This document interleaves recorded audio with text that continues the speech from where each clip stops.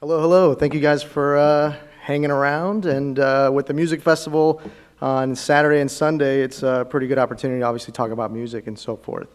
So that is today's topics. I guess I gotta, there you go. All right, so we're gonna talk a little bit about the quick history of how digital technology has kind of influenced the music industry for the plus and the negative. Some of the challenges and opportunities that are currently being faced by majors and independents, and a little bit about what's going to be coming up next in music. A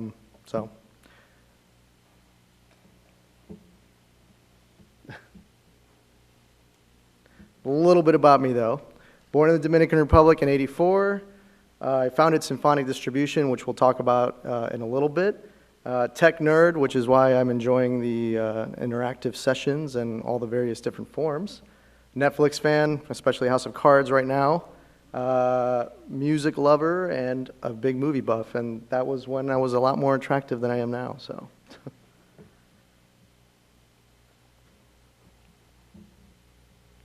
So Symphonic Distribution is a digital music distribution company, which every time I say that, I usually get a lot of questions thinking that we sell iPods or something like that. But in essence, if you make music, we put it on iTunes, Spotify, Pandora, all the different digital music outlets today. We have paid over $9 million since our inception to independent artists, mostly independent as well. And we have a team of 20 staff members here located in Tampa, Florida, as well as some programmers overseas. So we're a local, homegrown company to Tampa. And that's just some of our office right there if you ever want to come hang out. There you go. Some of the artists we distribute: Waka Flocka Flame, Dead Mouse. We distributed him in the very beginning of his career, actually. Daddy Yankee, and over 150,000 different other artists all over the world as well. Oops. Distribution partners, like I mentioned, Amazon, Spotify, etc. And we also do distribute video as well. Aside of distribution, we provide a number of different music-based services. In particular, one that's really close to technology is our piracy protection service, which it was a company that we acquired out of Denver last year. The goal of that is to stop illegal sharing of music from independent artists and record labels all over the world. And we do that by scanning Google and sending DMCA takedowns over 2,000 to 3,000 every single day. And to date, we've taken down over 6.7 million links and counting. So,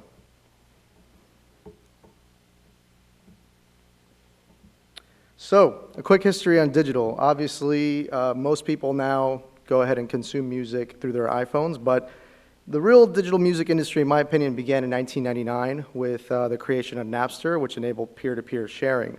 When that occurred, the recording industry was obviously, suffering quite a bit because people stopped purchasing CDs and can now just get music not only online, but in that case, free. So that greatly impacted the music industry, which was, a very, very negative occurrence. However, obviously Mr. Steve Jobs and the team at Apple and iTunes came about and started to figure out a way to monetize the new digital download aspect of the music industry. With that success, digital download started to overtake physical CD sales.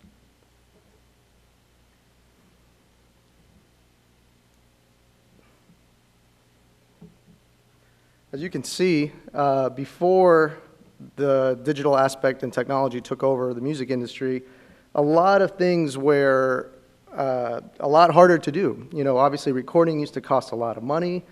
Manufacturing, you had to actually go and press physical CDs and vinyl, etc. With digital, you haven't had to do that, and it's a lot of an easier point of entry to market.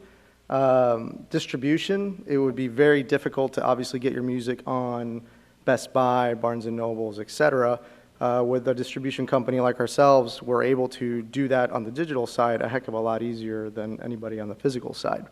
And we'll talk a little bit about how music actually is delivered to these digital providers as well. From a marketing perspective, it was basically all reliant on radio and a lot of handshake type of promotions.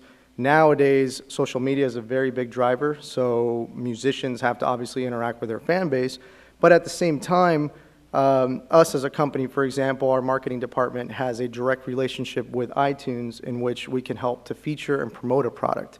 So the opportunities are a lot easier to get yourself not only out there as a musician in terms of your music, but also get yourself featured as well.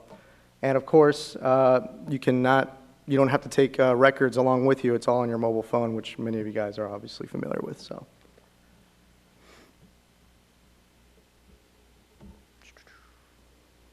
as you can see, digital has overtaken physical. And if you actually think about now 2015 and 2016, you can start to put a new line in there, and that is streaming, because streaming is now basically the new format that is obviously starting to impact downloads as well. So we look at downloads as the new CD, with a trending line starting to head downward and streaming heading upwards.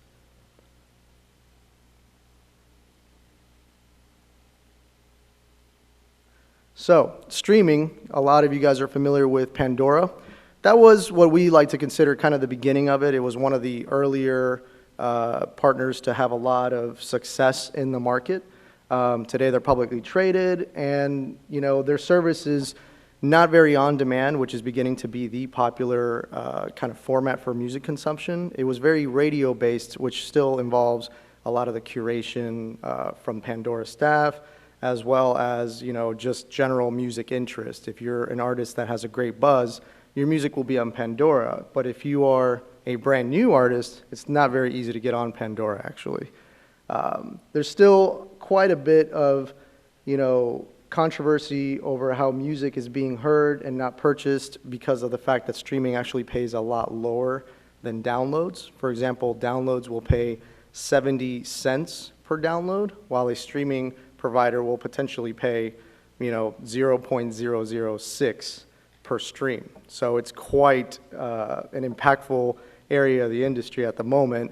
And that's why a lot of majors are the ones really starting to struggle with this new format. After Pandora, or actually right around the same time as Pandora, YouTube obviously started to do its thing and became pretty much the leader in actual music streaming. They're obviously known from video, but if you obviously go to YouTube, you're probably listening to music. So that is the #1 streaming platform essentially for free ad-based streaming. Once again, rights holders are receiving between 0.006 and even lower. Can depend a lot on even the territory and so forth. But the best part is that more and more consumers that are starting to enjoy music are going forth and just enjoying it from a streaming perspective. And the more people that jump on board means that the pay rates will eventually go higher and higher because it's based on the amount of subscribers that these platforms have. And of course, now we'll talk a little bit about some of the challenges and so forth as well. So, in my opinion, I'm a big fan of streaming, obviously, because I don't have to buy CDs and I don't have to download music anymore. And it does work because paying subscribers, continue to rise, which eventually in the next 5 years or even less means that these pay rates will be a lot higher for musicians, in particular independents. If you're an independent artist, you have a better opportunity to make more revenue off streaming than you would off a major artist because you can bypass the major record label route. It's one of the benefits of us as a company. You're able to engage directly with us and, in effect, engage directly with the partner. In addition, the industry is starting to get really, globalized, and there's a lot of new providers, not only just in the U.S., but China, India. They're starting to really go ahead and grow in that department. So a lot of musicians now that are coming up from there are starting to become global because they make it big in these markets, and the U.S. markets are paying attention. These platforms are adding great new features and functionality that are also giving the consumer a better user experience. So it's a great thing. Streaming is a great thing mostly for the consumer, while the major record label and the independent is still a little bit unknown because obviously the margins are a little bit lower.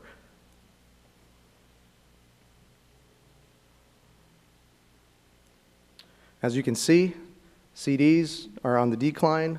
Digital download tracks are also on the decline. and streaming is just growing at a very rapid rate right now. So we predict that to continue. So with technology improving, and changing the music industry for better, anyone can put their music out there, and that is correct. Distribution, that's basically the core business of what we do.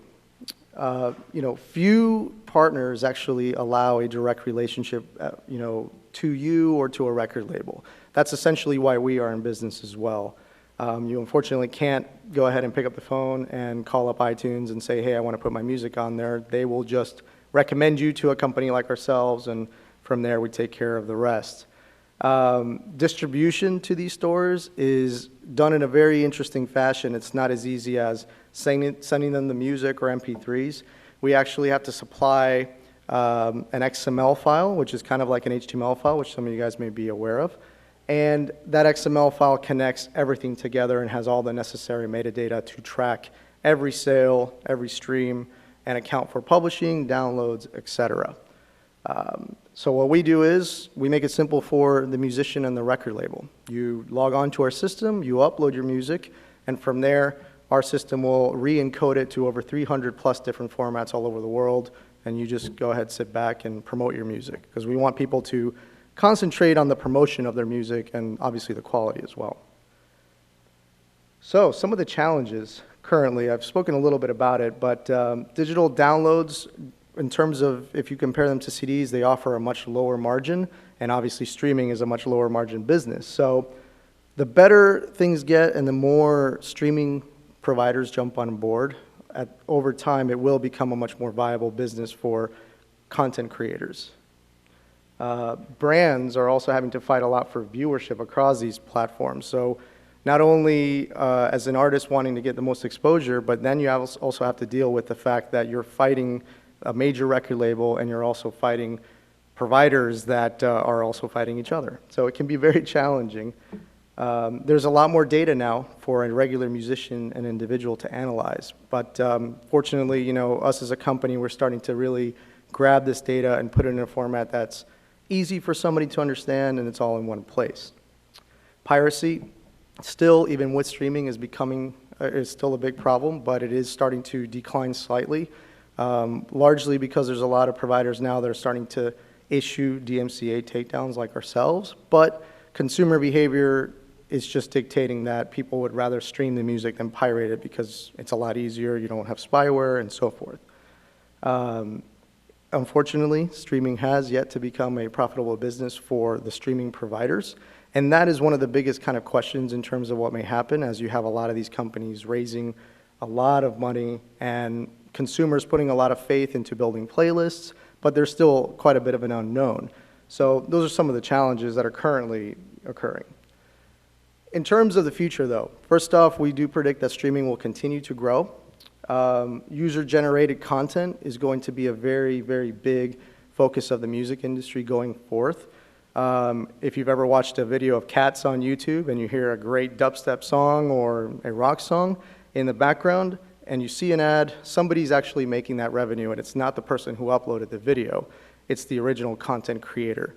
That's what we define as user-generated content. So YouTube's system will accept a song and will start to scan all of YouTube for any potential videos and or songs that match what has been uploaded.